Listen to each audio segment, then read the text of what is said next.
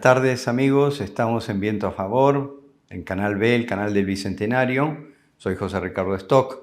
Hoy quería hablarles del CEO, el Chief Executive Officer, o gerente general, como le decíamos también tradicionalmente. Parece que es una figura mítica, porque solemos decir que es la persona que está en la cumbre de una organización y al estar en la cumbre está como solo, es un solitario. Tiene que tomar decisiones muy importantes, muy trascendentes, de mucha responsabilidad. Aquí se juntan, a su vez, dos aspectos muy importantes. Tiene poder, tiene autoridad. El poder es la imposición del mando. La autoridad es el derecho a mandar. A mí me gusta tal vez referirme a estas dos palabras con otro sentido que tal vez lo entendamos mejor. El poder se impone, se acepta.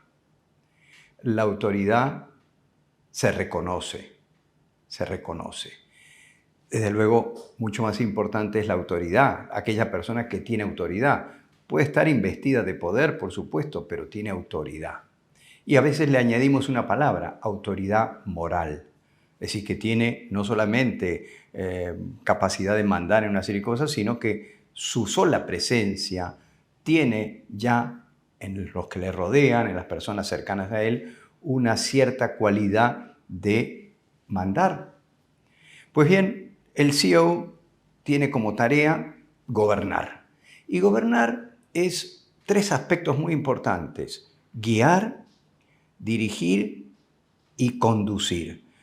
Pueden parecer sinónimos, pero son realmente aspectos diferentes. Guiar un grupo humano, dirigir hacia una meta que se quiere lograr y conducir todo el grupo con todas sus posibilidades hacia esa meta. El filósofo Leonardo Polo decía que para gobernar hacen falta 9 aspectos muy importantes. Yo me voy a reducir hoy día solo a 3, muy breves. El primero es las personas en primer lugar. Qué importante es que un gerente general considere que su organización es una organización humana.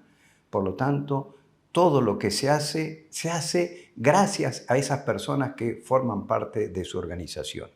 En segundo lugar, sin equipo no hay líder. Cosa que es muy buena que lo tengan en cuenta todos los gerentes generales. Sin equipo no hay líder. Y tercero, para ser líder hay que ser maestro. Esa capacidad de poder asesorar, guiar, orientar a los que le rodean. Ser líder, ser maestro. Tarea compleja, entonces la de un CEO. Por lo tanto, no puede estar aislado. Un desafío para todos.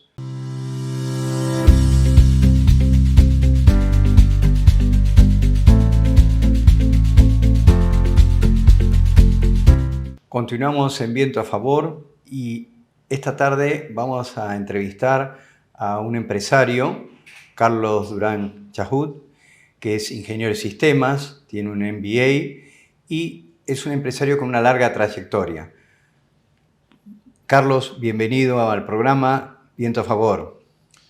Muchas gracias, José Ricardo, por la invitación y para esta conversación que espero sea entretenida y sobre todo con contenido. Vamos a tratar de que sea entretenida y contenido desde luego. Mira, yo no lo he comentado, pero tú has sido presidente de Perú Cámaras, que es una institución gremial que entiendo agrupa todas las cámaras de comercio del país. Pues cuéntanos un poco de esa experiencia de Perú Cámaras. Bueno, hay que primero entender, mi alma mater, digamos, es la Cámara de Comercio de Lima. He tenido el honor también y el privilegio de ser presidente de la Cámara de Comercio de Lima hace ya van a ser casi 14 años. Y en ese rol gremialista me tocó los últimos 4 años, hasta hace 4 o 5 meses, presidir la Cámara Nacional de Comercio, Producción, Turismo y Servicios, llamada Perú Cámaras. Y es importante lo que tú mencionas, porque Perú Cámaras es una organización gremial cúpula que agrupa aproximadamente 50 cámaras de comercio que están distribuidas en todo el país, costa, sierra y selva. Dentro de esta perspectiva, es importante conocer que las cámaras de comercio en las regiones, muchas de ellas tienen más de 100 años de fundadas, y gracias digamos, a la vocación gremialista de los empresarios de esa región, de esa zona geográfica de nuestro país, se han mantenido institucionalmente por tanto tiempo. Y son en muchos casos los únicos representantes del sector privado empresarial en esas zonas muchas veces alejadas de nuestro territorio nacional tan vasto y tan complicado geográficamente. Y en su gran mayoría representan un sector pujante de nuestra economía, que es el sector de la micro y la pequeña empresa. Casi el 98% de las empresas asociadas a las cámaras de comercio en las regiones pertenecen a este sector de la micro y la pequeña empresa, que es un sector que además, dentro digamos, del balance global de la economía de nuestro país, representan casi el 40% del PBI, y lo más importante, absorben, digamos, la fuerza laboral casi en un 70%. Claro. Entonces es importante tener esta capilaridad, digamos, gremial a nivel nacional, y que a su vez existan, pues, instituciones como las cámaras de comercio regionales que representan la voz del empresariado de cada una de estas regiones con sus propias particularidades y dinámica económica, que son muchas veces distintas de acuerdo a cómo se vea. Justamente eso te iba a preguntar. Las regiones tienen cada una sus características. El sur tiene unas características muy propias. Lamentablemente ha pasado a la notoriedad últimamente por sucesos desgraciados. La región norte tal vez más orientada a otros temas, agrícolas, etcétera. Pero cada región tiene sus peculiaridades. Ahora, ¿cómo hacer para que esas regiones tengan una presencia a lo que llamamos el gobierno central? Porque es evidente que hay un centralismo muy fuerte, y también es evidente que las regiones están a veces un poco ligadas o sueltas a su aire. Sí, bueno, tenemos que reconocer, no es algo que lo estamos descubriendo ahora, que la descentralización, digamos, no ha funcionado. Este proceso de descentralización básicamente es geopolítica, sin un enfoque económico, sin un enfoque en el que uno pueda encontrar cuáles son las brechas que existen regionalmente hablando, como para poder quizás enfocar y pensar en una regionalización más macroeconómica que simplemente geopolítica, pues no ha generado los beneficios que la población esperaba, ¿no es cierto?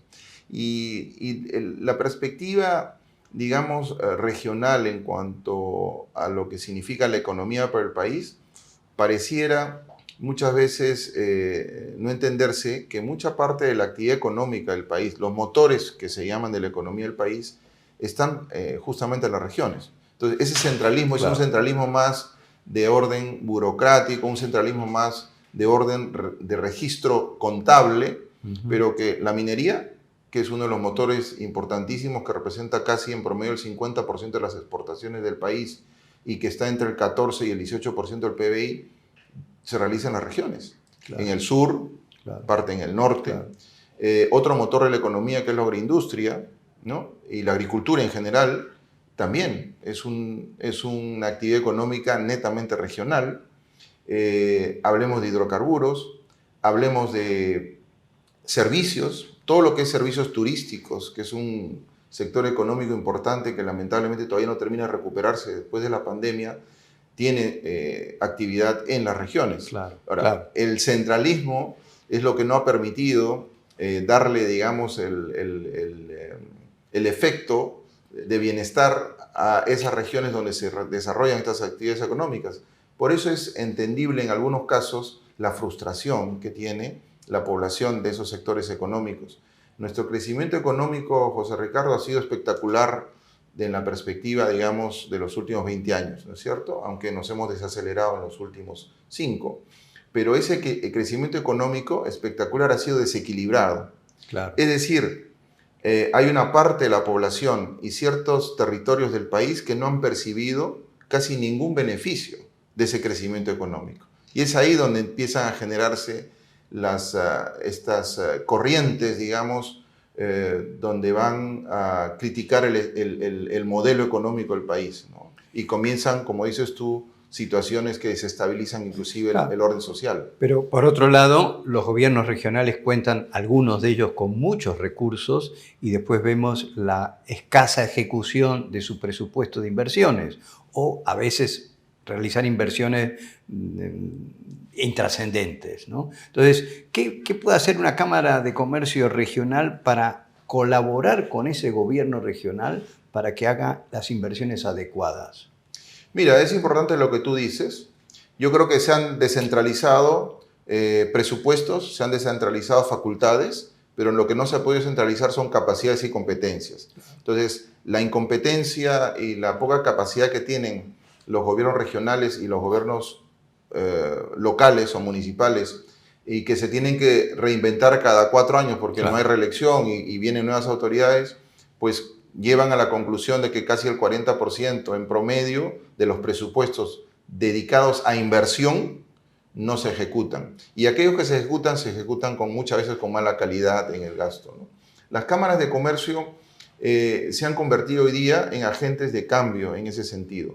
De hace unos 8 años a la fecha, se están generando en algunas regiones, y hay como 13 o 14 regiones, agencias regionales de desarrollo, Ah, qué que le están interesante. dando una visión prospectiva al desarrollo de su región, con un factor y un componente de elevar la competitividad regional y reconocer dónde están las fortalezas de esa región en sus potencialidades económicas y de qué manera esta bonanza económica podría revertir de manera inmediata en bienestar Claro. para la población. Esas agencias de desarrollo regional están lideradas en un concepto de triple hélice, digamos, ¿no? Entonces está el sector público, el sector privado y la academia trabajando en este proceso y planeamiento de prospectiva particular. Pero eso ya está en funcionamiento, diríamos, está Sí, bueno, operativo. Perú Cámaras ha participado en el lanzamiento de por lo menos 4 o 5 de los últimos agencias regionales de desarrollo. Qué interesante, Carlos. Ahora, eso. lo que hay que dar es el impulso. Yo lo que Ok. estoy percibiendo es que se están como que en algunos momentos pasmando. Yo creo que tiene que mantener una sostenibilidad y como es un componente que tiene 3 jugadores importantes, el sector público, la academia y el sector privado, pues es importante que ninguno de estos 3 Claro. baje la guardia, sino mantengan Claro. y sostengan la perspectiva hacia donde tiene que llegar. Y un punto importante se me ocurre, porque se quiere ayudar a los gobiernos regionales o locales.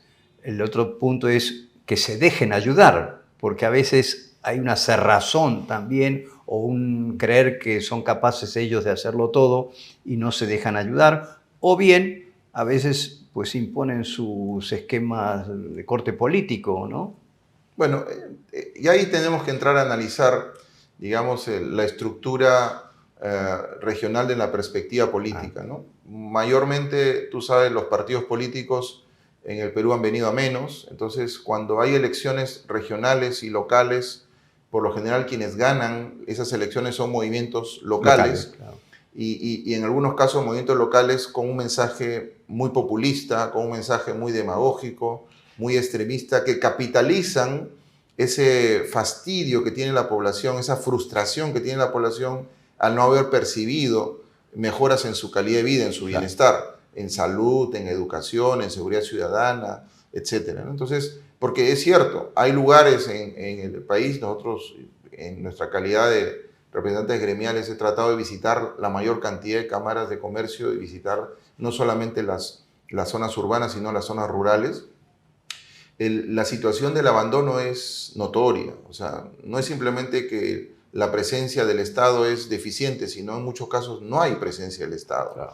Y la tendencia, a mí me parece equivocada, es hasta en muchos casos privatizar las obligaciones constitucionales del Estado. Entonces, la población, al no percibir que su Estado le brinda un servicio, se voltea al sector privado. Puede ser el caso de una mina, puede ser el caso de alguna empresa privada que está haciendo extracción de recursos naturales, y entonces le exigen a esa empresa que le construya la escuela, que le construya la posta médica, que le haga las carreteras, que le habilite el saneamiento, agua potable, y entonces el Estado como que se tapa un ojo y a veces los dos ojos, y la población pues reacciona en un sentido en que obliga, digamos, entre comillas, a que el sector privado desarrolle esa actividad. Entonces es una privatización de un rol del Estado que no se debe privatizar. El Estado tiene que estar presente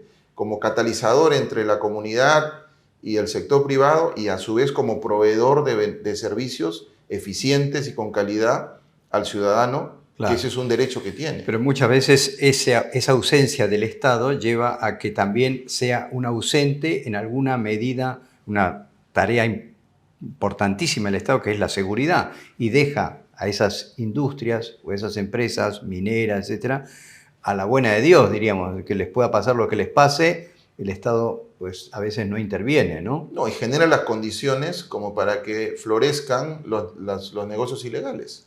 O sea, minería ilegal, narcotráfico, la tala ilegal, digamos, la deforestación con propósitos ilegales, ¿no es cierto? Y eso es lo que comienza a generar más bien un ambiente, un ecosistema totalmente pernicioso y dañino para la sociedad, para la economía y obviamente para la calidad de vida de los peruanos que están en esa región. Me imagino que buena parte de esa ausencia del Estado es no por falta de recursos, porque sí los hay, sino probablemente por falta de decisión, por falta de capacidades gerenciales, ejecutivas, de poner en marcha actividades y desarrollarlas bien, ¿no? Bueno, en el mejor de los casos esas son las razones. En otros casos hay razones inclusive de fomentar esa situación para Eso es más penoso. actos de corrupción o para beneficiarse individualmente. Entonces las cámaras de comercio, como tú me preguntabas, en la región tienen esa responsabilidad de ser los interlocutores, no solo entre el sector empresarial, sino también entre la población, primero con sus autoridades locales, ¿no? Con el municipio, con el gobierno regional. Exigir rendición de cuentas es fundamental. Nosotros hemos tratado de proponer, digamos, la formalización de una ley específica de veeduría ciudadana que le dé y empoderamiento al ciudadano a través de sus instituciones organizadas, ¿no? de la sociedad civil, para que puedan hacer una veeduría ciudadana y verifiquen que los presupuestos que se asignan se ejecuten bien. Claro. Y por otro lado, que exijan a las autoridades una rendición de cuentas con una cierta periodicidad. Claro. Entonces, eso es un rol que todavía está trabajándose de manera aislada, pero que espero que más adelante se sistematice y se logre algo mucho más eficiente. Un empresario me dijo, bueno, hace un tiempo, yo tengo que poner unas industrias, una serie de actividades, y el sur no voy a ir. Como diciendo, muy conflictivo es el sur, ¿no? Evidentemente ha habido conflictos fuertes, dolorosos, pero tampoco se puede dar esa ausencia de actividades productivas allá, ¿verdad? Mira, quizás uno de las macroregiones que más he visitado en mi calidad de presidente de Perú Cámaras ha sido la región sur. O sea, he estado en los lugares y en los momentos complicados, ¿no? Porque es importante que no solamente exista un relato frente a la población, que es este relato antisistema, que es este relato cargado y teñido con ideología extremista en algunos casos. Amenazante. Amenazante, digamos, con chantajes, ¿no? Es importante que haya un relato que digamos, contraste ese relato con hechos, con discusión, con diálogo, con pelea pero de ideas, ¿no es cierto? Y yo he percibido que la población, en las oportunidades que he tenido de dirigirme a grupos de estudiantes, a grupos de empresarios, que me han hecho entrevistas en los medios locales, porque es importante tomar en cuenta que hay una red de comunicaciones radial, televisiva y de redes muy grande en las regiones. Exclusiva y que nutren muchísimo de opinión y de corriente, y crean corriente de opinión en la población, pues de generar y de contrastar estos relatos extremistas, teñidos más con ideología que realmente con pragmatismo, de una manera alturada, ¿no?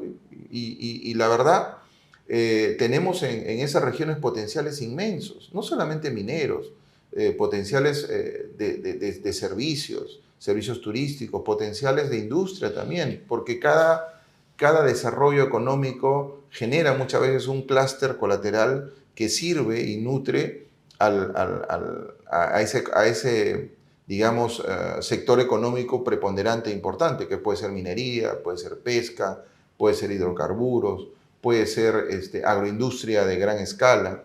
Entonces, esa es la realidad que hay en el sur, y yo no daría como mensaje a los empresarios que no miren al sur, sino al contrario, que busquen alternativas importantes de inversión en el sur, porque hay mucho potencial ahí. O sea que a veces los discursos de los dirigentes locales, regionales, son muy fuertes, pero ¿están en consonancia, están de acuerdo la población con esos discursos o no siempre están de acuerdo? A ver, te lo pongo en esta perspectiva.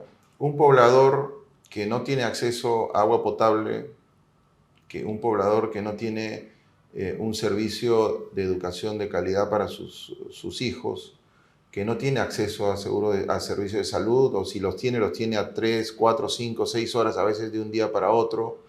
Entonces, cuando a ese poblador que ha vivido él y probablemente sus padres también la misma situación y no ha cambiado en el tiempo de manera importante, entonces al escuchar un discurso, este relato extremista, radical, más teñido de ideología, antisistema, yo lo entiendo.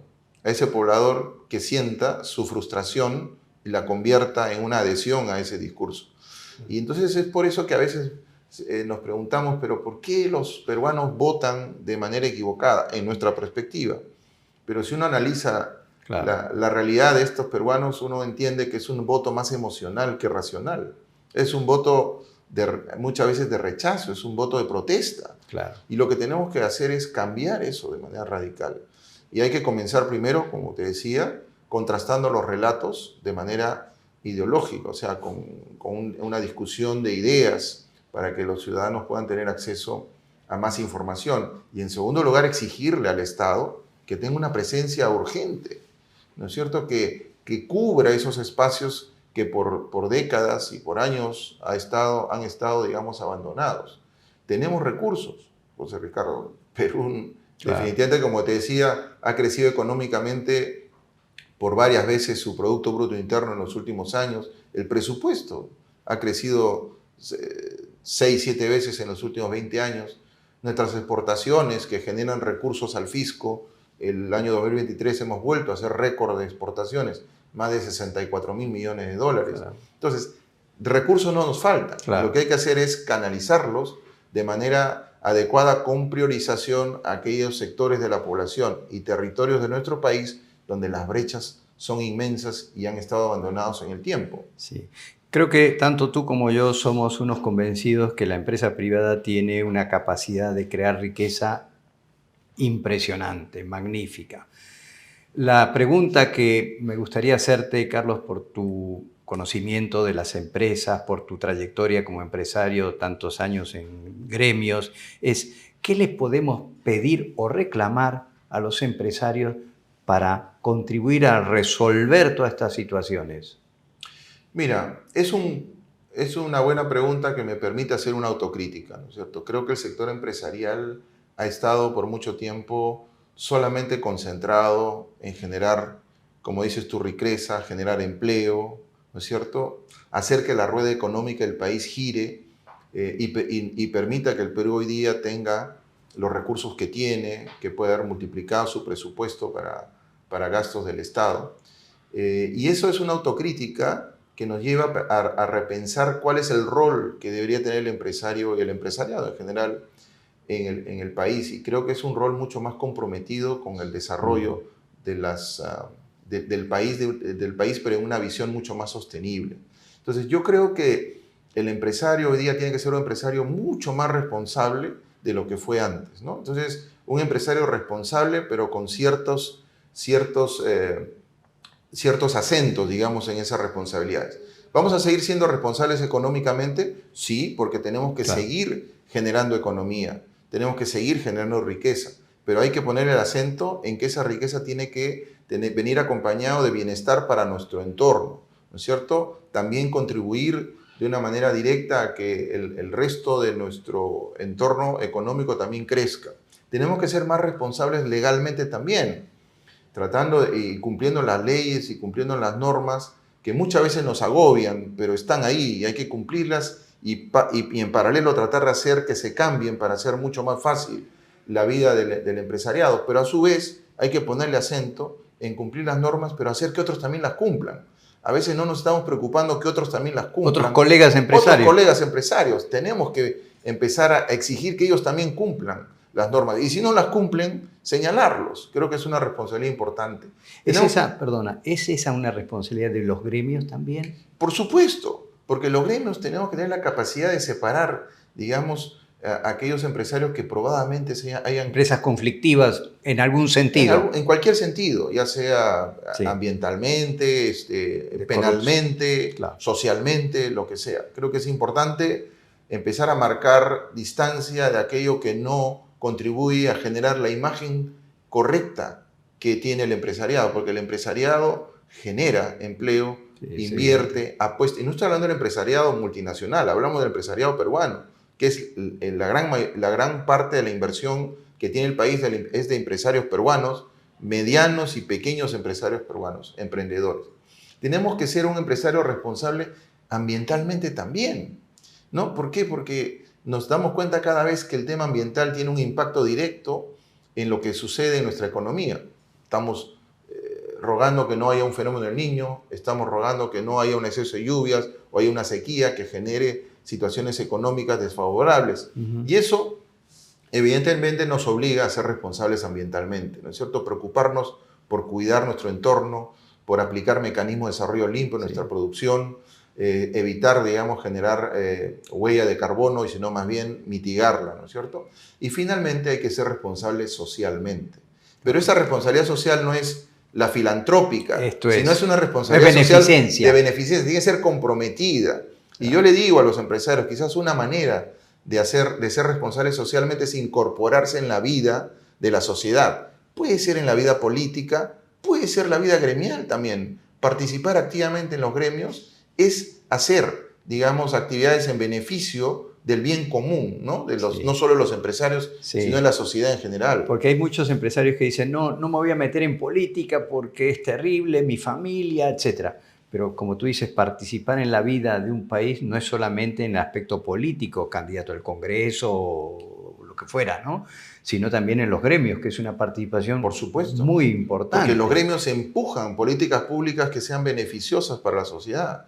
Y mientras más empresarios tengamos con capacidades, con competencia, con experiencia para poder empujar políticas públicas, pues estaremos haciendo también una buena acción, digamos, en beneficio de la sociedad. Esto reclama, como tú mismo dices, un empresario con unas perspectivas más amplias, ¿no? No solamente ceñirse a su propia actividad, sino ir, ¿qué pasa en mi entorno inmediato? ¿Cómo puedo contribuir a ese entorno inmediato? Porque la primera responsabilidad está con ese entorno inmediato, sea su ambiente más cercano o inmediato, ¿no? El área de influencia. El área de influencia, exactamente, ¿no? Eso es parte de su responsabilidad social también, sí, ¿no es cierto? Sí. Y no estaría mal que los empresarios entren en política. Por supuesto. ¿Por qué? O sea, tienen todo el derecho, por supuesto, constitucionalmente hablando, y creo que podrían aportar muchísimo también al desarrollo del país, porque tiene una perspectiva mucho más pragmática, menos ideológica, menos demagógica, menos populista. Y hoy día el Perú está en un momento en el que tiene que hacer un punto de quiebre, un punto de inflexión para salir de este estancamiento en el que estamos. ¿Tú ves con esperanza el futuro? Por supuesto. Me alegro. Por supuesto. El Perú es un país que es el resultado, digamos, de una sociedad milenaria. Nuestros ancestros han hecho maravillas monumentales que quizás hasta hoy día, con toda la ciencia que se conoce, no hay manera de explicarlas cómo lo hicieron. Entonces, con esos antecedentes, ¿cómo no vamos a ser optimistas con una coyuntura que además viene favorable? Sí. El mundo se está recuperando de la pandemia. Lo que el Perú tiene en recursos y capacidad de producción está al alza. Nos vienen vientos a favor, digamos, en todo lo que podemos hacer. Tenemos potencialidades inmensas de desarrollar nuevas industrias. La Amazonía. Tengo 14 cámaras de comercio en toda la Amazonía. La Amazonía peruana representa el 60% del territorio peruano, José Ricardo, 60%, y solo contribuye con el 1% del PBI.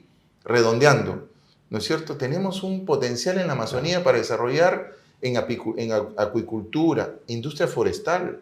O sea, nuestros vecinos más cercanos en el sur tienen industrias de 7.000, 8.000 millones de dólares en industria maderera, en industria forestal. Nosotros no llegamos ni a los 200 millones de dólares. Entonces tenemos un potencial fundamentalmente dormido y que eso debería hacernos pensar en que si ordenamos el país en la perspectiva sociopolítica, nuestro Perú puede crecer a tasas de 5 o 6% sin ningún problema. Pero bueno. claro, lo político no va desconectado de lo económico. En la medida que estos dos componentes político y económico vayan armonizados con una visión país y con prioridades que cierren brechas, nadie nos para.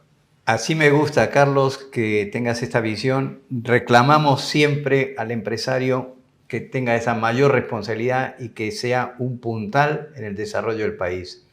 Muchísimas gracias, Carlos, por tus opiniones y tus comentarios. Creo que ha sido especialmente importante para todos los oyentes. Gracias, José Ricardo, por la oportunidad y felicitaciones por este emprendimiento mediático que yo estoy seguro que contribuye bastante con quienes te siguen. Muchas gracias. Hemos estado con Carlos Durán Chahut, empresario, expresidente, paz presidente de Perú Cámaras.